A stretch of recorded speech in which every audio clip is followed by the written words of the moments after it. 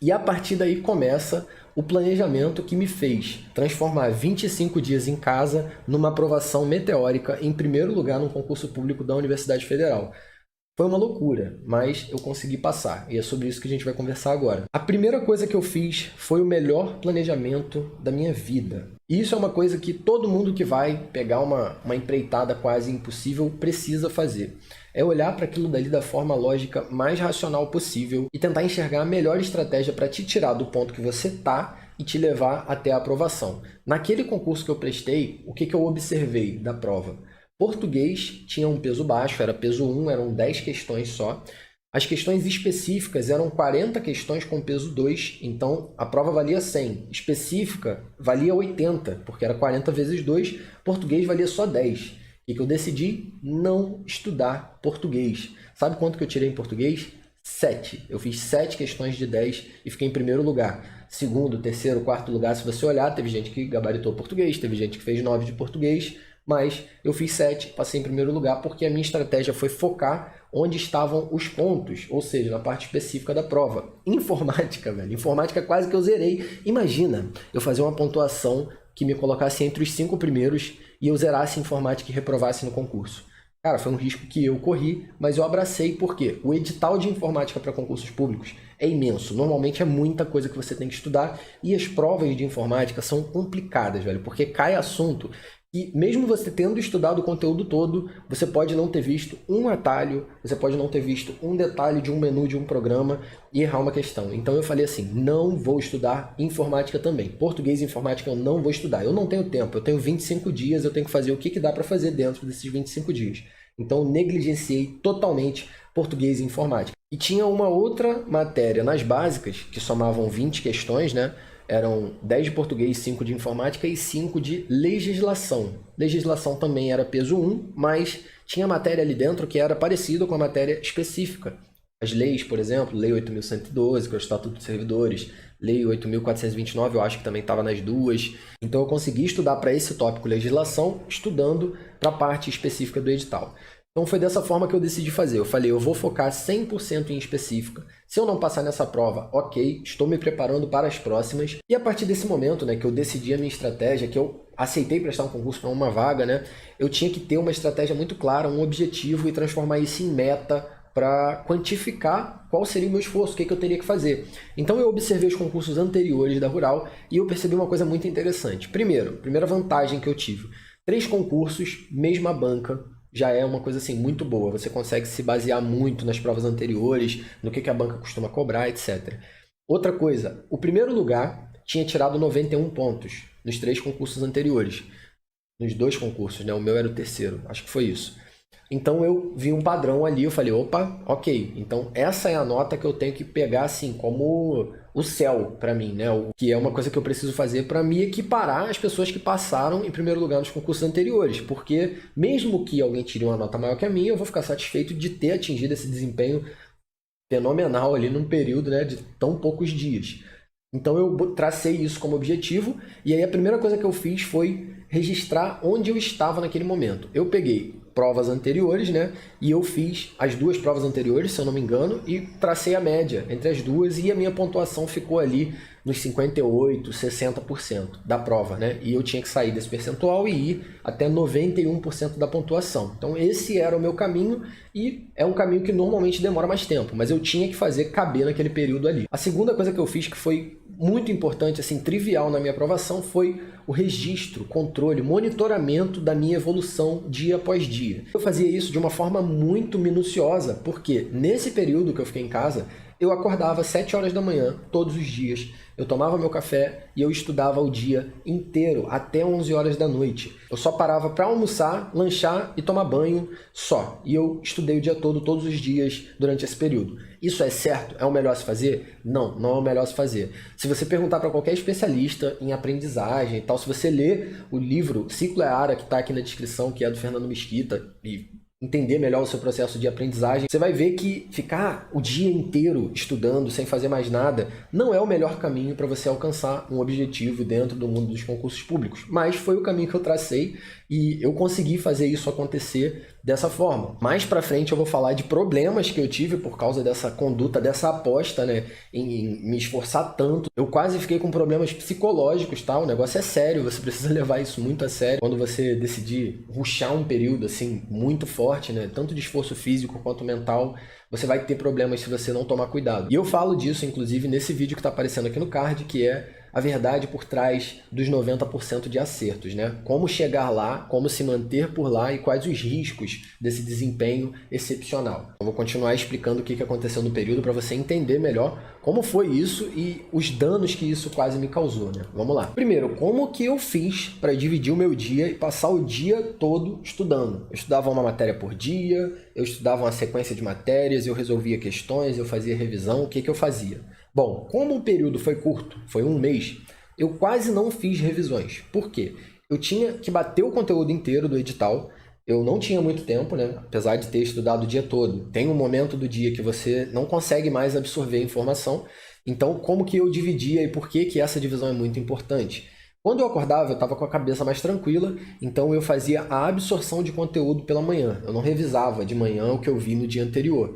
Eu fazia a absorção do conteúdo, ou seja, eu via coisa nova, com a memória fresca ainda de manhã.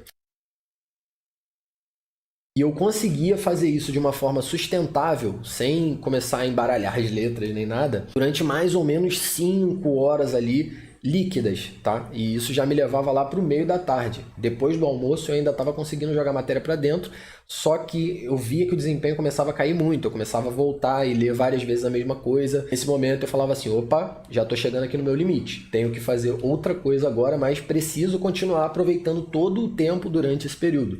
E aí o que eu ia fazer? Eu ia resolver questões. E aí resolvia muitas questões.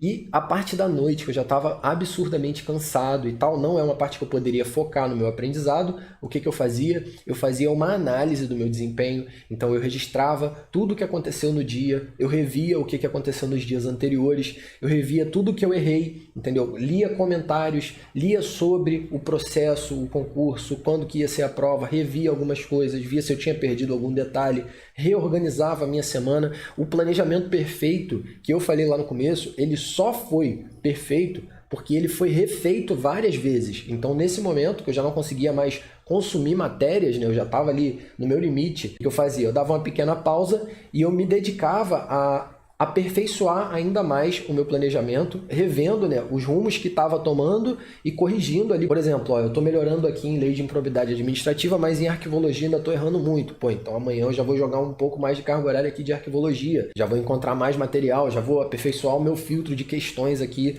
no que concursos, que era o que eu usava na época, para trazer mais questões dessa matéria do que de outras. Eu ia corrigindo isso. Então, durante o dia todo estudando, eu estava dividindo entre absorção de conteúdo, um período ali de 4, 5 horas, questões, um período longo também, que eu ficava resolvendo questões, e eu tinha a ideia de resolver questões quanto mais cansado, melhor. Eu queria ver o meu desempenho com exaustão incluído, e eu trouxe esse mindset, né, essa forma de pensar do quartel, que a gente tinha lá uma filosofia de treino difícil, combate fácil. Ou seja, se eu resolvesse questões, estivesse fazendo ali, sei lá, 75%, 80% de acertos nas questões, cansado, destruído, sem conseguir pensar direito, depois de um dia já exaustivo de estudos, isso significaria que se eu tivesse acordando num dia de domingo para fazer uma prova, tomando um bom café, dormindo uma boa noite de sono tranquilo, eu teria, teoricamente, um desempenho superior àquilo dali. Então eu fiz um treinamento focado assim até no militarismo, né, para resolver questões. Eu resolvia questões ouvindo músicas que eu odeio, tipo funk, pagode, para me desconcentrar e eu conseguir me concentrar mesmo com toda aquela informação.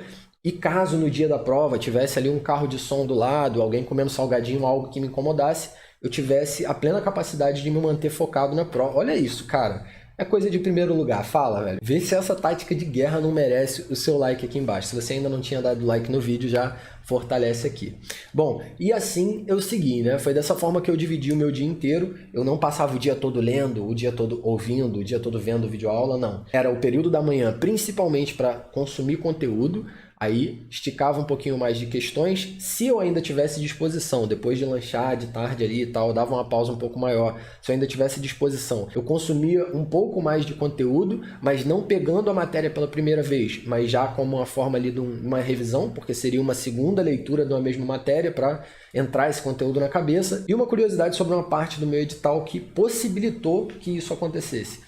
Teve muita lei seca na minha prova e eu sabia que teria muitas questões de lei seca. Então, simplesmente reler uma lei é algo que não te desgasta tanto quanto a primeira leitura que você faz. É um reforço de algo que já está ali.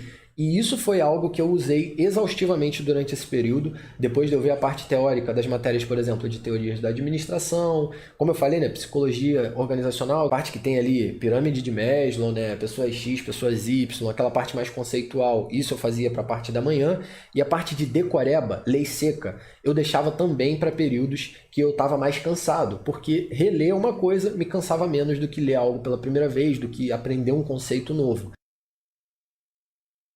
Eu acho que essa divisão do meu dia, de acordo com a minha energia disponível, porque a gente acorda, imagina aí uma pilha cheia, e aí a tua energia vai caindo ao longo do dia. Então a minha estratégia foi colocar o mais importante e desgastante de manhã, que era consumir novos conteúdos para fechar o edital, e ao longo do dia eu ia atacando outras áreas, até que não sobrava quase energia nenhuma, e aí eu pegava coisas que exigiam menos do meu intelecto para fazer, né? E à medida que eu ia avançando, eu ia aumentando muito a quantidade de questões que eu fiz. Nesses 23 dias eu resolvi bem mais de 3.000 questões, sendo que nos primeiros dias eu resolvi poucas questões. Então foram tipo 3.000 questões em 15 dias, vamos colocar, com teoria. Eu estudava teoria e resolvia questões. Mas quando eu cheguei na parte de resolver mais questões mesmo, eu simplesmente estava vivendo para resolver questões. Eu ia no banheiro resolvendo questões. Eu só não comia resolvendo questões porque eu dava ali um tempinho. Mas eu simplesmente vivi para resolver questões durante esse período. Uma coisa que funcionou muito para mim também foi diversificar os métodos de estudo. Eu lembro que na época a minha esposa ela trabalhava no Detran e tinha dias que ela estava saindo muito tarde, então eu ia buscar ela de carro nesses dias. Quando eu ia buscar ela de carro, eu aproveitava o período que eu estava dirigindo para ouvir Lei 8.429 de 92, que é a Lei de Improbidade Administrativa, Constituição Federal, os artigos que iam cair na minha prova. Então, além de eu ler e reler a lei para decorar, eu estava ouvindo a lei. Então, tudo que caiu de decoreba na minha prova, eu acertei, cara. Eu não errei nada, nada. Você tem noção do que é isso? Foi assim, um desempenho absurdo para um período tão curto. Mas a minha estratégia foi o quê? Repetição.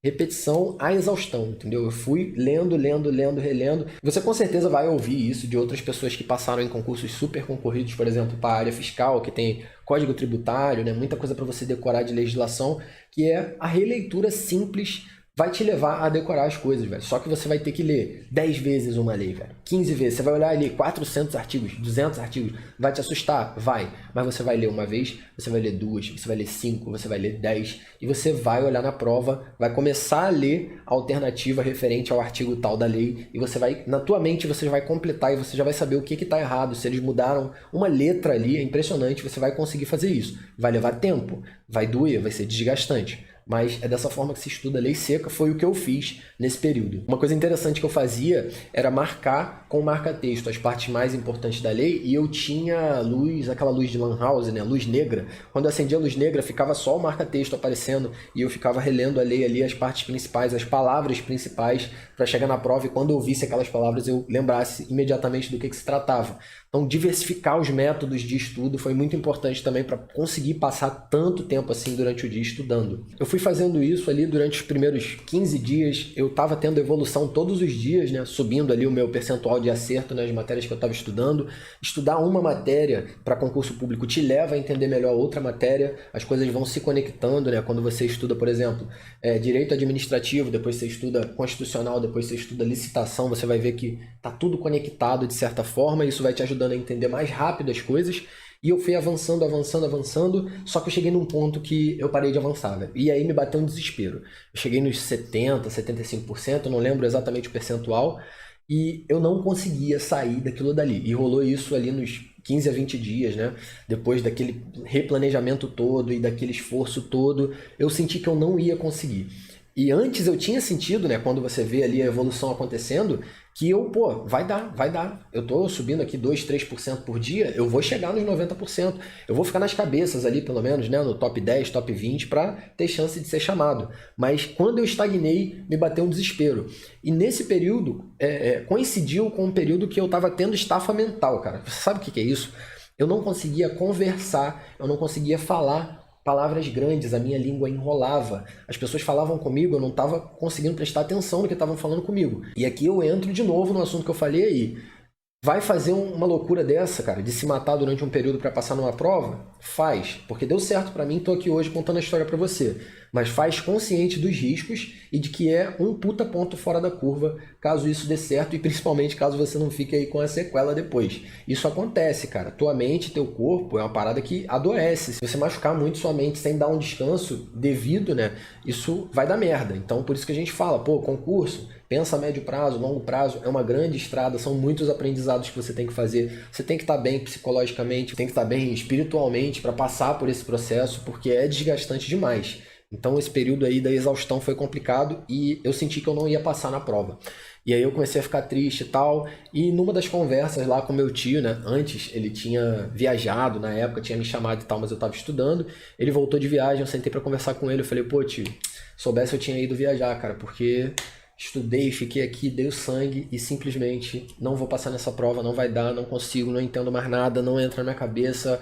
E ele, percebendo o meu desespero, ele falou, cara, tu tá descansando quanto? E eu comecei a estudar, talvez descansando mais do que depois do 10º dia, quando eu vi que eu realmente tinha chances, né? Porque a partir daquele momento, eu queria dar tudo de mim pra passar. Eu falei, caraca, mano, eu tô indo, eu vou. E aí eu comecei a passar um pouco do limite, a extrapolar, né? E isso surtiu efeito imediato. Eu comecei a enlouquecer, literalmente. E aí ele falou pra mim o seguinte, ele falou, cara, descansa, você precisa descansar. A mente da gente é igual ao corpo. Se você não descansar, você não vai conseguir aprender mais nada. E apesar de ser algo óbvio, naquele momento, naquele furacão, eu já não tinha mais essa percepção de que eu estava, né, num ritmo maior do que o meu cérebro aguentava. E aí eu falei, cara, realmente, pô, eu tenho meu cargo lá, né? No dia do domingo lá, se eu fizer a prova e der tudo errado, na segunda-feira eu volto pro meu trabalho, tudo tranquilo, vida que segue, a gente tenta de novo outra vez. Lembrei do começo lá da preparação, do que eu tava pensando, né? Que era voltar a estudar para concursos depois de anos sem estudar, desde 2012 que eu tava sem estudar para concurso, para fazer uma preparação de longo prazo para outros concursos, para inclusive depois da faculdade prestar outros concursos maiores, mas que era algo que, se eu não passasse ali, eu não ia morrer. Isso que eu precisava entender, que aquela aprovação seria muito boa para mim, mas a reprovação não ia me matar, não ia ser a primeira, a segunda, a terceira, nem a 10ª. Então eu relaxei, eu falei, cara, eu vou descansar de verdade. E foi a primeira vez em todo o período, desde que eu tinha começado a estudar, que não foi um período muito grande, mas a primeira vez em todo o período, que eu consegui de fato descansar. Porque antes, toda vez que eu parava para descansar, eu pensava em concurso, pensava no trajeto, nas questões que eu estava errando. Eu estava deitado, descansando, o olho fechado, não conseguia parar de pensar. E nesse período que eu desisti, né, que eu abri mão eu falei, comecei a pensar através da prova e não na prova. Eu pensei na segunda-feira e não no domingo. Eu consegui de fato descansar. E eu parei 2 dias. Por isso que eu falei aí dos 23 dias no título do vídeo. Foram 25 dias que eu consegui ficar em casa, mas 23 dias eu estudei e 2 eu descansei. Cara, eu parei 2 dias e eu fui jogar, fui comer besteira, dei uma descansada legal. E cara, foi a melhor coisa. Eu acho que ali eu cravei a minha aprovação, porque foi impressionante o que aconteceu depois. Quando eu voltei e eu fiz as mesmas coisas que eu estava fazendo, né? Eu peguei a mesma bateria de questões, outras, óbvio, mas mesmas quantidades e tudo mais, eu saltei dos 70 e poucos por cento para 83%. E eu falei, opa, ainda tô no jogo. Pô, tô muito perto, inclusive muito bem. Não tinha tanta coisa assim ainda do edital para fechar, eu já estava bem nos finalmentes ali.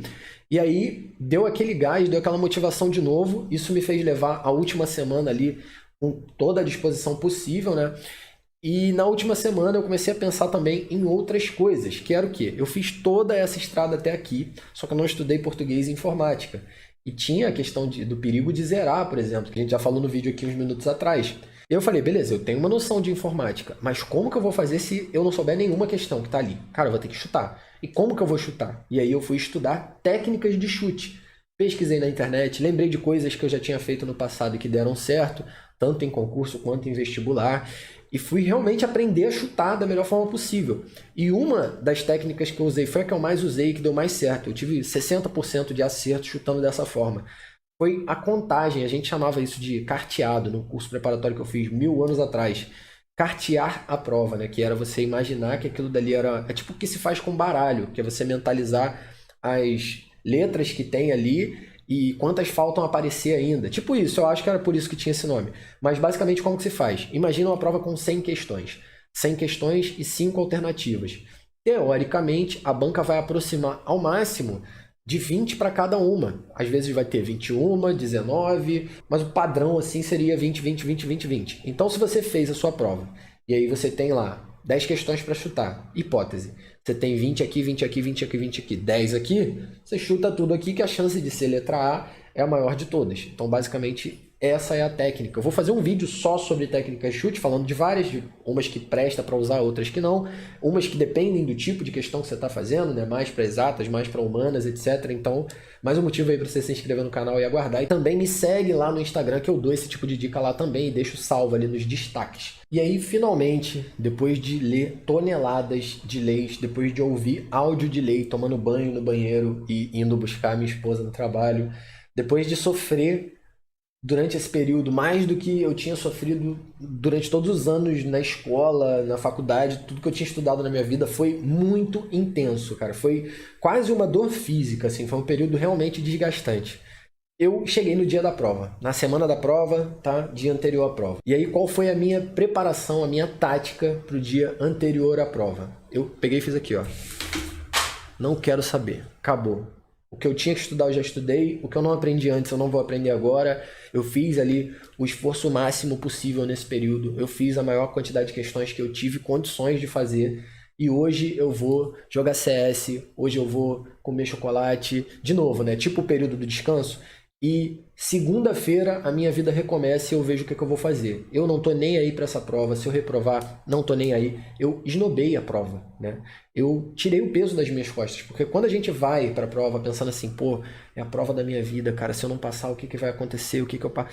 Isso é um peso emocional tão grande, você não se dá conta, mas você erra questões por causa disso. Muitas pessoas reprovam pela vontade absurda de aprovar. Olha que interessante isso. Nos 2 concursos que eu passei em primeiro lugar na minha vida, que foi o da Rural e o da Prefeitura de Nova Iguaçu, alguns anos antes, eu fiz da mesma exata forma. Eu fui para a prova sem pretensão. Só que da Rural foi de propósito, de forma estratégica, porque já tinha dado certo antes. E da Prefeitura foi porque eu achava que eu não tinha condições de passar. Olha isso, cara, que loucura. E aí eu fui tão leve para a prova que eu fiz uma excelente prova, passei em primeiro lugar concorrendo contra 11 mil e poucas pessoas. E assim eu fiz e chegou o famigerado dia da prova e eu fiz a melhor prova que eu já fiz na minha vida. A sensação de leveza depois de terminar a prova foi muito grande e depois bateu um desespero. Eu falei, cara, a prova estava fácil demais. Todo mundo acertou tudo, não vou passar, deu ruim, já tenho que repensar como é que vai ser, nossa, vou chegar lá no trabalho, pô, como é que vai ficar o pessoal que sabe que eu estava estudando para concurso, já vai rolar aquele clima, tal, comecei a pensar um monte de merda. E aí fui ver minha nota, né, quando saiu o gabarito, 89 dos 91 que eu tinha que fazer. 89 pontos eu fiz.